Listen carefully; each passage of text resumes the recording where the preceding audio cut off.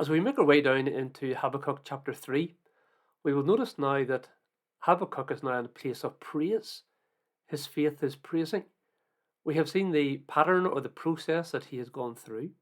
In chapter number 1, his faith was puzzled. He was confused why things weren't working out the way that he expected and why God seemed to be silent and why God was doing mysterious, unusual things by using the Chaldeans, the Babylonians, to come in and to judge Israel. Then in chapter number 2, we see that faith is patient, and there he patiently waited in his watchtower, waiting to see what God was going to do, to understand better from God's perspective, from his position, exactly what was happening to the nation, and how God was just being faithful to his character and to his word and his truth. But now, as we come into chapter 3, it's a wonderful chapter of praise. And the very first verse begins by reminding us that this is actually part of a prayer of Habakkuk, the son or the prophet upon Shinagonoth.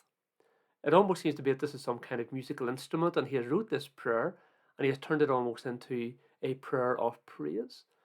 And sometimes, whenever we feel perplexed in our faith, we're not really sure what to do or what God's doing in our lives. It's good for us sometimes just to worship him and to praise him anyway. That's what we're going to find through chapter number 3. It's a chapter filled with praise. And this prayer he turns into a song. Look at verse number 2. O Lord, I have heard thy speech and was afraid. O Lord, revive thy work in the midst of the years. In the midst of the years make known, in wrath remember mercy. He's asking the Lord to revive his work, to continue doing a work in the life of the nation of Israel. Don't cast them off, don't forget about them. And surely God cannot do that because that's his promise and that's his chosen people. And now that Habakkuk has a better understanding of the person of God and his character, now that he's thought this all through, he's saying, Lord, I know that you've got to judge these people.